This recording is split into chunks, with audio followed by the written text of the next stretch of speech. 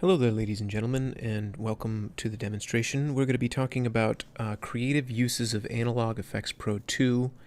My name is Dan Hughes, and I'm going to be walking you through this demonstration. First of all, I'm going to be launching Analog Efex from Photoshop today, although you could be launching the software from Lightroom or from Photolabs 2. There's some great advantages of using each one of those different host pieces of software. In Photoshop here, we do have the ability to work with layers and layer masks and blending modes and so on and so forth. Lightroom is easy if you're a Lightroom user and you don't want to open images into Photoshop. And then Photolab is fantastic because it kind of houses everything in a really wonderful, beautiful, simple raw processing tool, and then allows you to use Analog Efex Pro and the entire NIC suite directly from Photolab 2's interface. We're using Photoshop here because it's easy for me to navigate through the demo, and also because one of my images I want to talk a little bit about using layers, layer masks, and so on. So first of all, I tend to use Analog Efex Pro on a few different kinds of photographs. This image is a kind of stylized panoramic photograph that I shot with a really wide-angle lens, and I wanted to have a little bit of this foreground down here, and this has created this distortion because of the way that I've handheld and shot this panoramic. And then the other thing that's happening is because I've handheld shooting this panoramic, my exposures weren't perfect in terms of sharpness. You can start to see that here with the foreground of these two gentlemen, and then the background being sharp.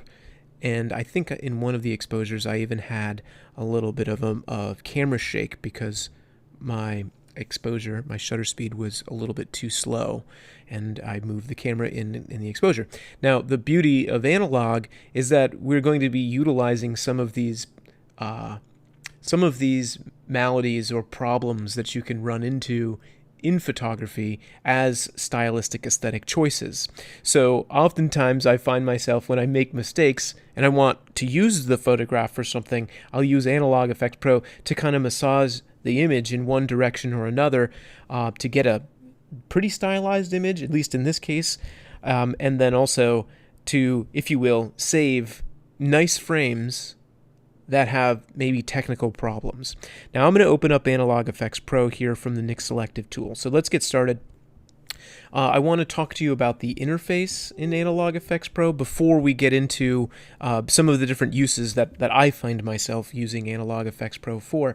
And first of all, for anyone who's not familiar with Analog Efex Pro, the idea is the software is designed to help to stylize images in ways that photography companies, whether it be film companies or optical lens makers and camera manufacturers, have been trying to actually get rid of for the past 200 years in photography. We actually took those problems and allowed you as the photographer to kind of control the image. Because one of the problems with something like dirt and scratches or lens vignettes is that if you work with them in camera, it can be very difficult to control that in an aesthetically pleasing way. Maybe not so much lens vignette because you kind of know what's going to happen depending upon what f-stop you shoot at with a particular lens. But we can actually introduce dirt and scratches onto an image, make it aesthetically pleasing, a layer of texture or something like that, and it works really nicely. Now, Analog Efex Pro is broken up into different cameras.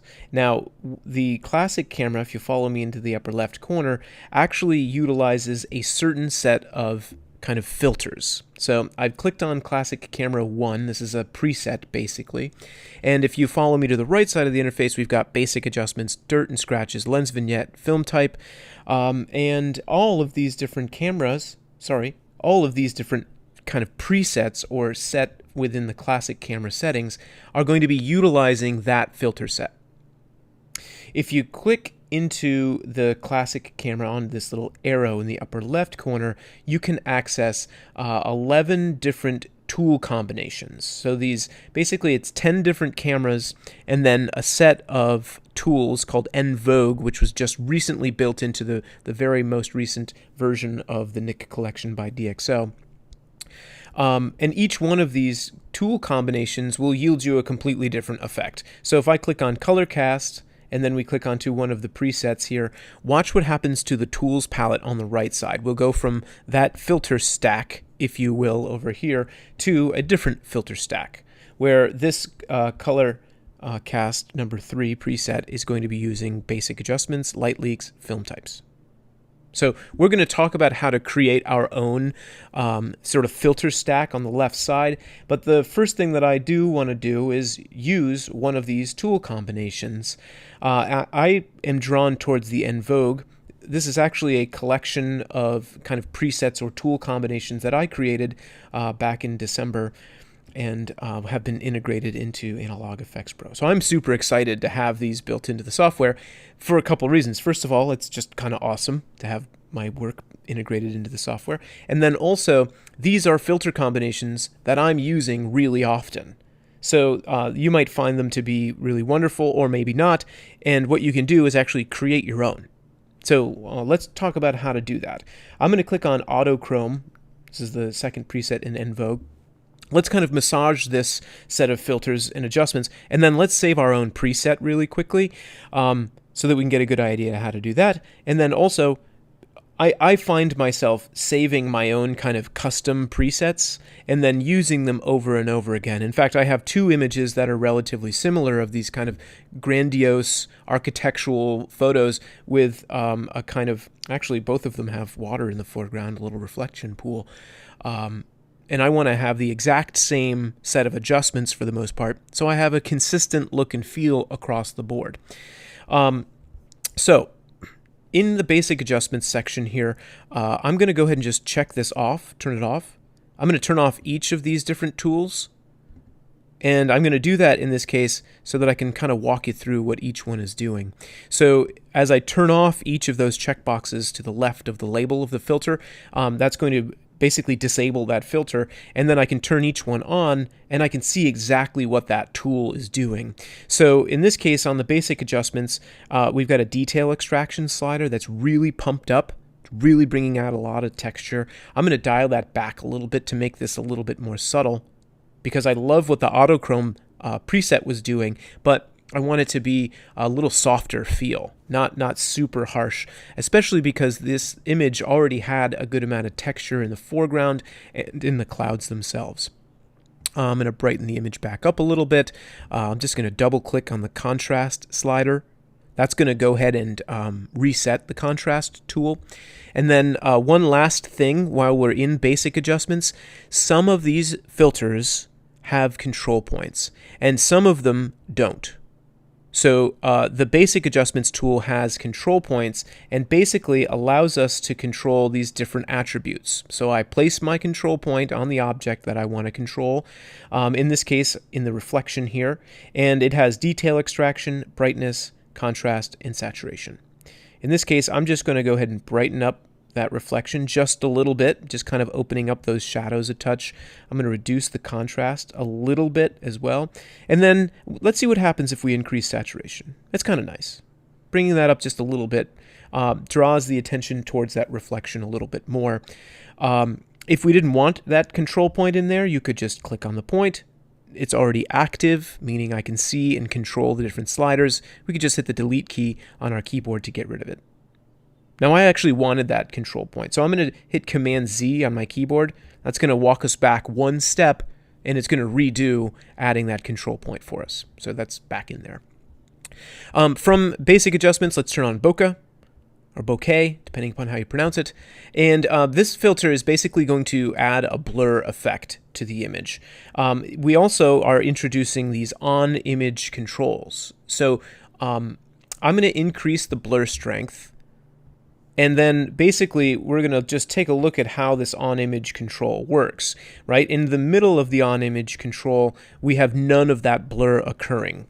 And then outside of this first initial circle, we have a sort of transition or a gradient of the blur occurring, where closest to that inner circle, there is only a little bit of blur, and the further out we go, we're going to have the full amount of whatever our blur strength and our settings are over here on the right.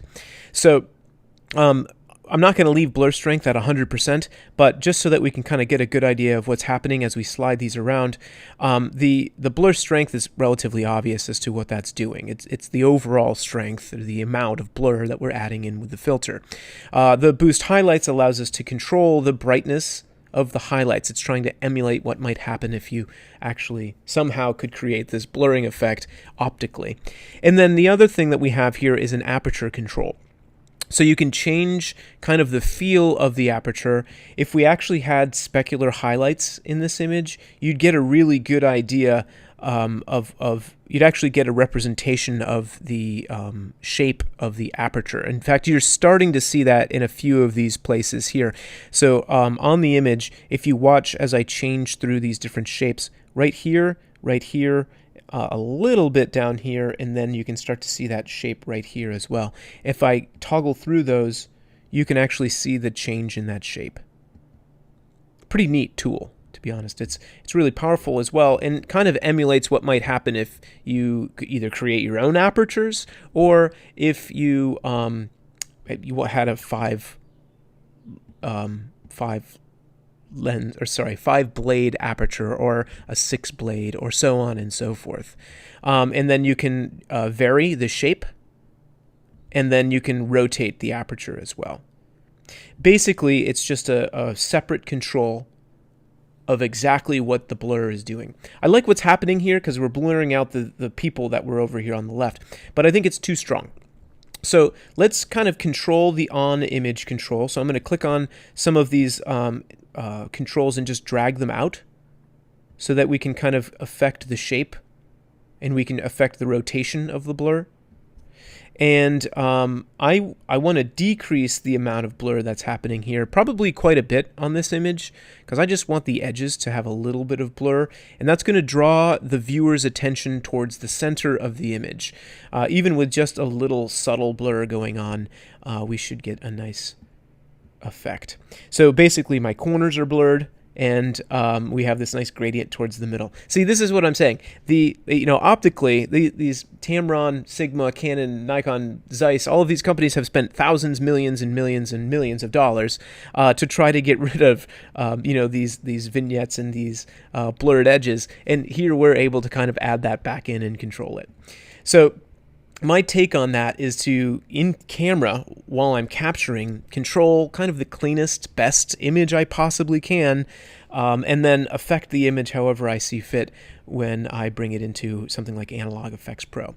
So moving into light leaks, and I'm not going to explain every one of these filters because I think it just takes some experimentation, but all of these filters are going to give you this really wonderful kind of control over whatever the thing is. So I'm adding a light leak into this image. The sun is kind of up here, so I like this light leak because it's kind of creating this blurred effect on the corners in the lower left and in the upper right. And then we can actually control where that light leak is being applied. So, this is almost the complete opposite of if you were out shooting film and you were getting light leaks because your camera didn't seal properly or something like that. This gives us the ability to actually control the effect, the amount, where it's affecting, and the kind of light leaks that you might want to put on there. So this is interesting because we get this really powerful kind of control over the image and this really beautiful variation depending upon what the goal of the image is. So we've got a little bit of a lens vignette on the image. I'm going to actually decrease that, make it a little bit more subtle. Again, my intention is to kind of draw your eye in towards our subject here. We're doing that with the composition, with the reflecting pool, and then we're also doing that by adding in these tools in the filter. Film types. Film types are a really neat tool. I'm going to leave this on the warm setting, but you've got 5 different film type controls, 2 of which are black and white, 3 of which are color.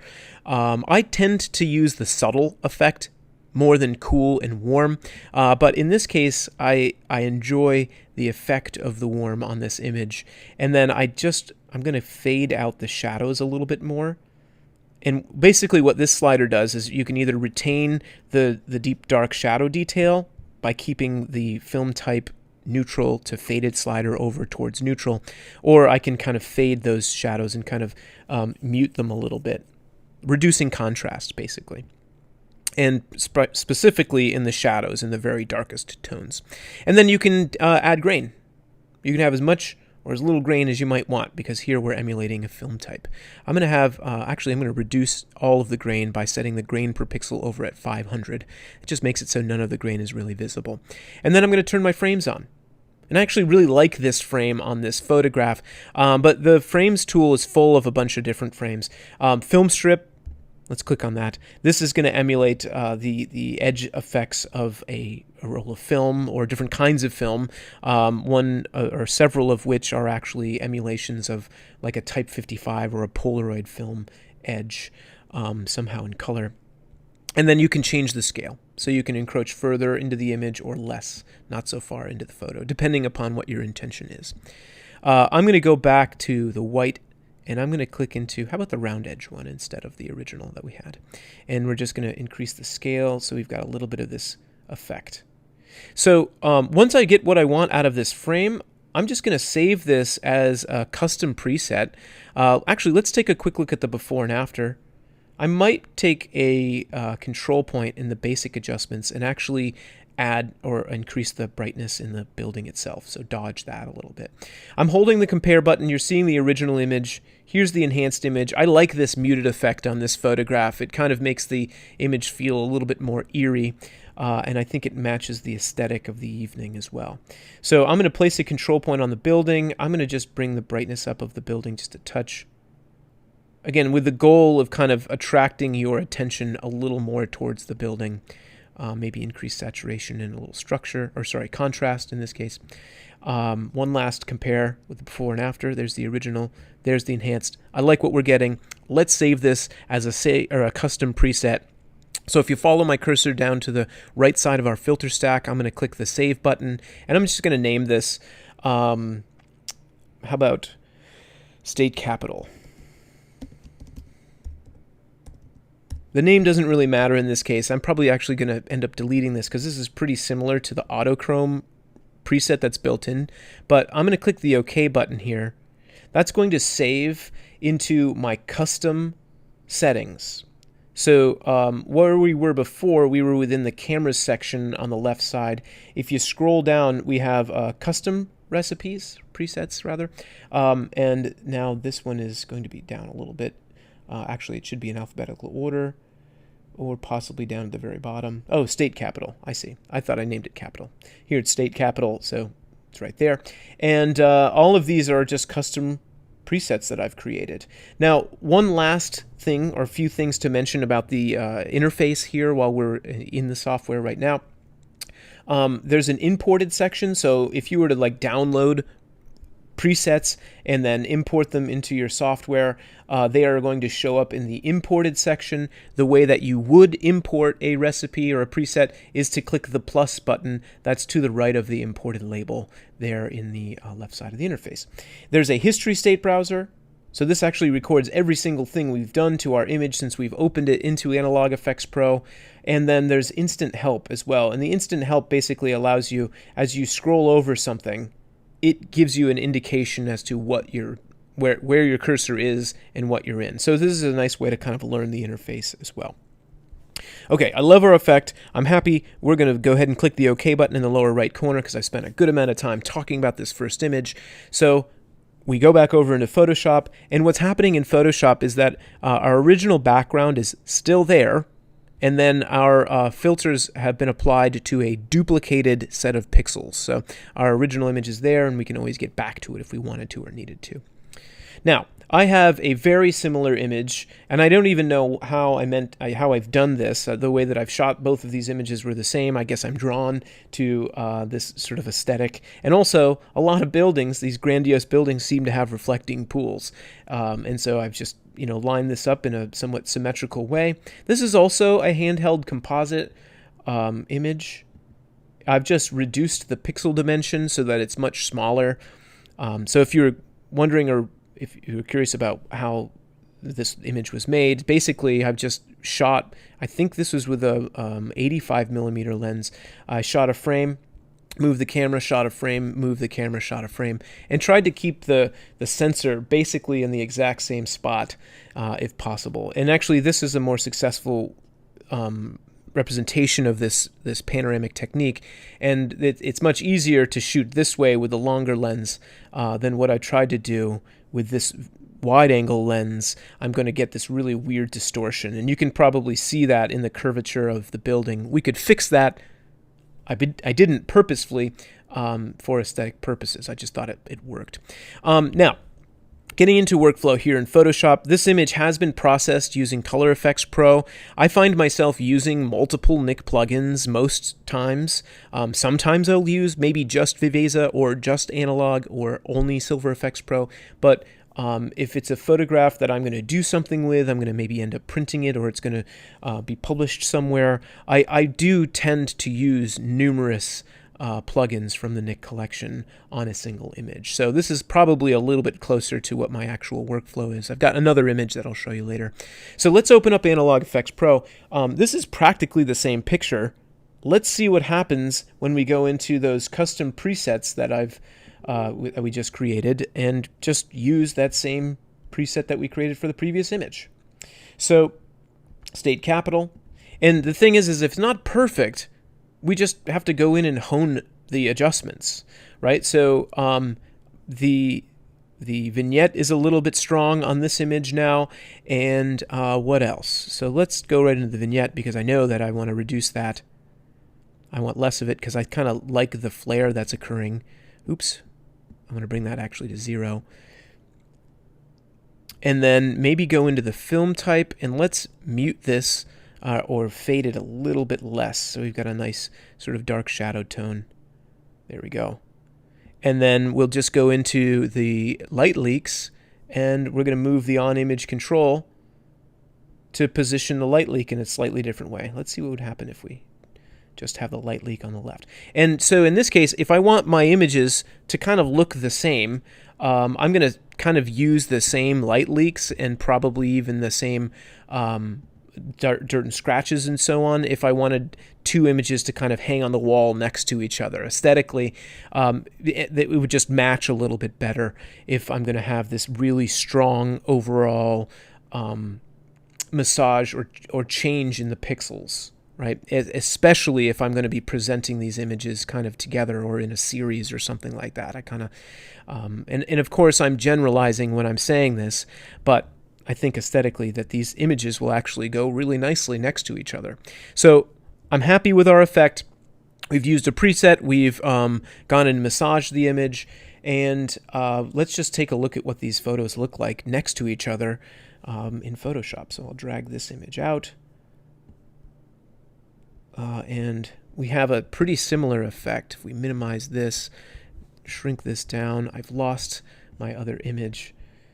There we go.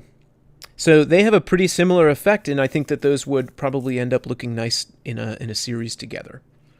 Simple images, they're kind of consistent. That was not meaningful either. I just seemed to be drawn to shooting those panoramics that way. But anyways, moving forward, keeping this going quickly. This is kind of maybe more convoluted than a normal workflow of mine would look like.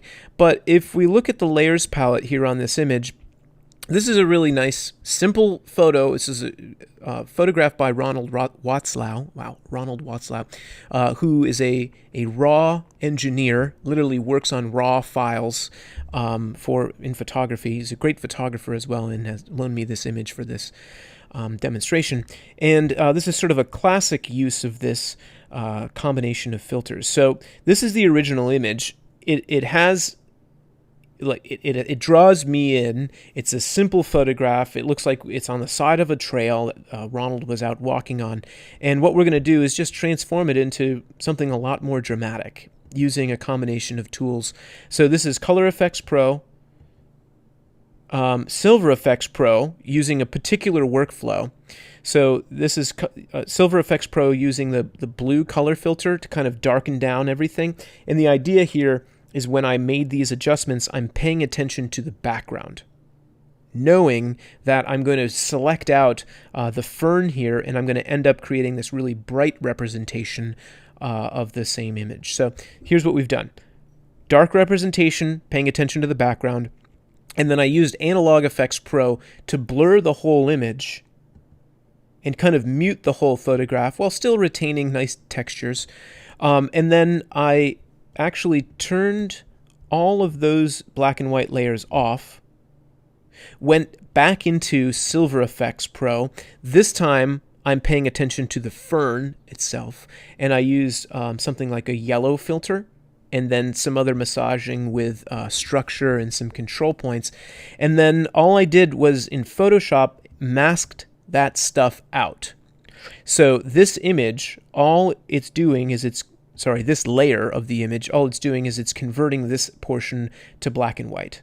And then you can see I've got a little bit of it on this fern back here. So then when I turn on my black and white layers underneath, now I have this really interesting separation.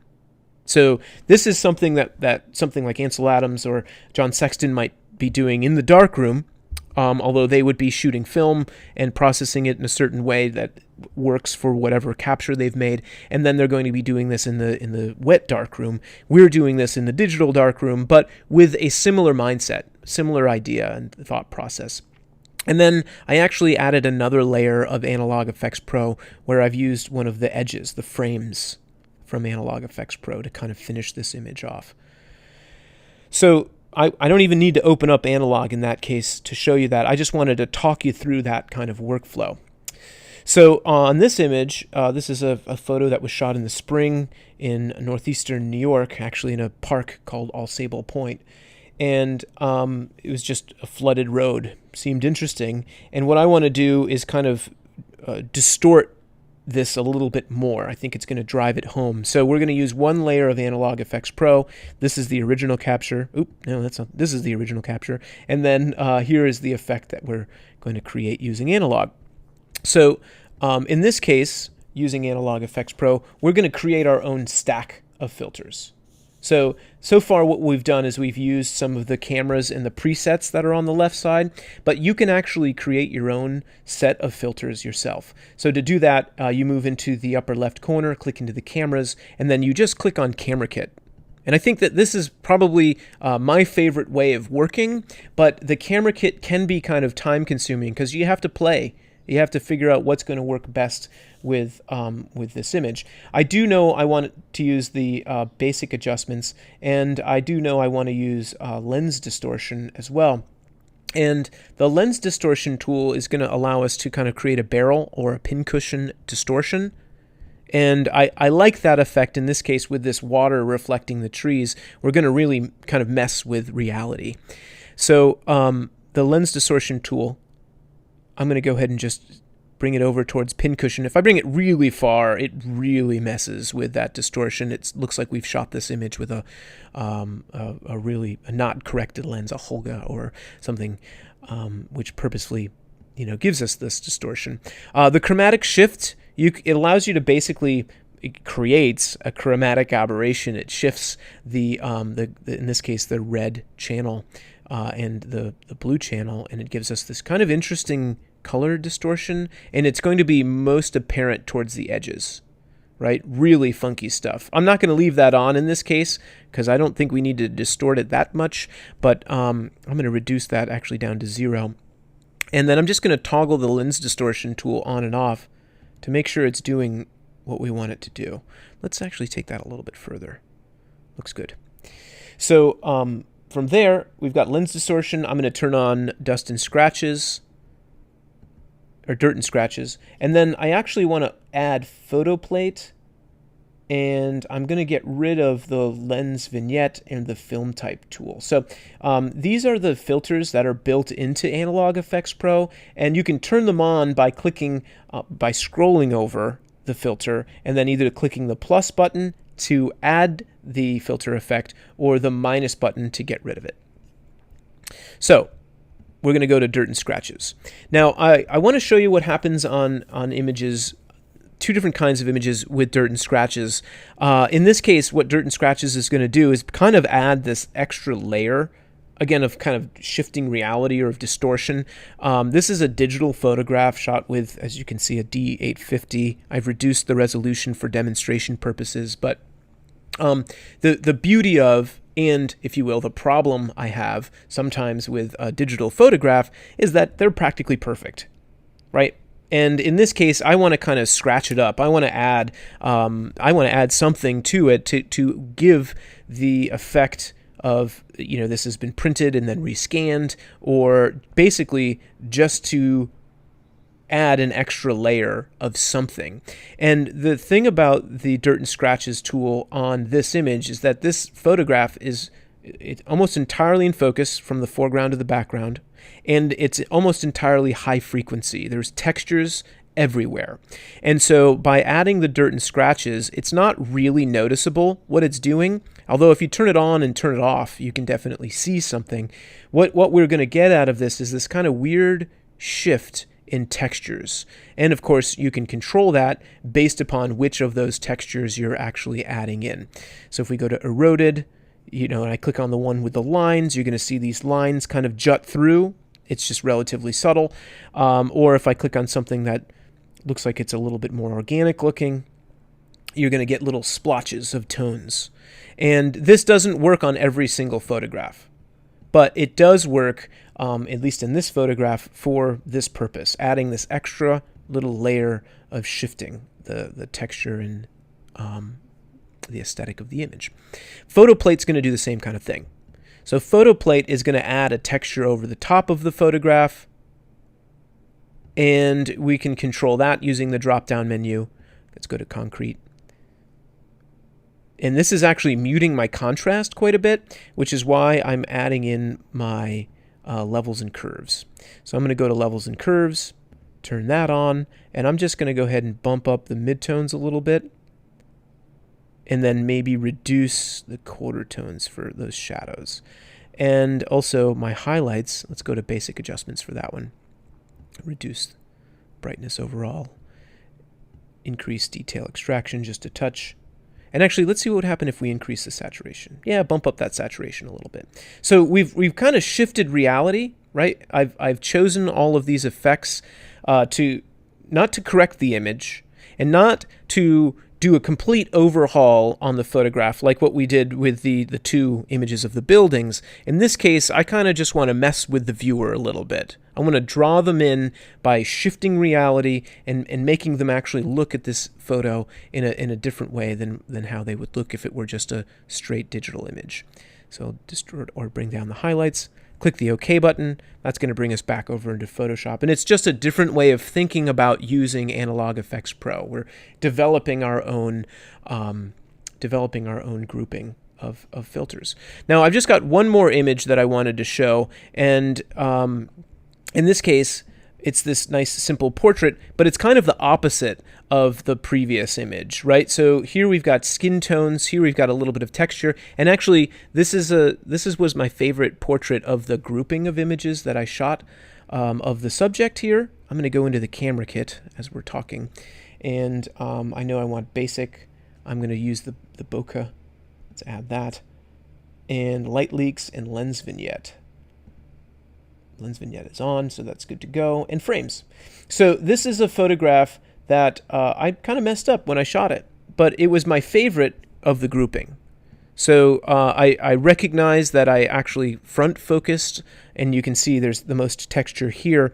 Her eyes aren't really in focus, and obviously you're always going to get a better result if you've captured the image the way that you want it to be. This one's a mistake, but I want to kind of save the frame and use it for something. And I think if I were to try to print this gigantic, it would be noticeable that I didn't do a very good job making the capture. But I think if I were to make just maybe a small print of this, or I was using it online, it will hold up. And then the choices that we make here are going to kind of help the overall feel of the photo. So on image control here with the Bokeh, I'm going to actually create a little bit more edge out of that by changing the shape. Let's create that variation. Again, if you increase the blur strength a lot, now her face actually looks like it's in focus, because relatively to the rest of the image, it's really not. Oh, you know what might be cute or maybe a little kitschy? We can put hearts in there. So I'm not going to leave it that way. Let's actually have like a standard lens bokeh. I'm going to reduce that blur a bit more, something like that. And then I'm going to move into my light leaks. So in this case, the light leaks, I think it's going to be important to use a crisp light leak, because aesthetically I'm interested in having a light leak on the image, but the photo is already pretty much out of focus, throughout. There we go. Creates a little bit of flare. Let's see what happens on this one. The image is already pretty much out of focus, so I want to retain a little bit of that sharpness. And actually this crisp set to about 50% is going to warm the image just a little bit as well. Let's reduce that, 41. Okay, I'm happy with that. Dirt and scratches. Okay, so I don't know if I'm going to actually use dirt and scratches in this case, but I want to show you what happens. And this is one thing that will and can scare folks away from using this filter. It basically is going to overlay a texture on top of the photograph, and now it just looks like we've printed an image and then scratched the heck out of it somehow. Any of these is going to kind of create that effect. And on the high frequency image, that photo with the sort of flooded road that we looked at a minute ago, we can get away with 100% or a negative 100% on the scratches, because there's so much texture already in the photograph. Here, if I want to sort of, in my mind, create a successful layer of a little bit of texture, I need to be a little bit subtler with the application of the effect. So it's not nearly as noticeable, but we've got a subtle little layer of that scratching effect on there. And then in this case, the lens vignette, let's see what would happen if we lighten the edge instead of darken the edge. So we're kind of creating a more high-key representation by lightening, by taking the amount slider towards the right instead of taking it towards the left. Let's do this very subtly. I've shifted the shape to be more rectangular, and then I'm just going to add a frame on the image. And in this case, I want the light box or film strip. Let's see, light box, that's the one that I wanted. And I'm just going to add this effect in here. And the thing about all of these frames, and then the dirt and scratches, and oftentimes the photo plate, is it can reduce the contrast overall on the image. And so I say there are two solutions. There's probably 100 solutions, but there are two kind of simple solutions to that. One is to use the basic adjustments. You can move right into the contrast and just start to bump that contrast up. Or if you add a levels and curves, you just add like a subtle little S-curve to it, and you're going to get some of that contrast back. A little bit too much on the highlights there. Let's increase the midtones just a touch.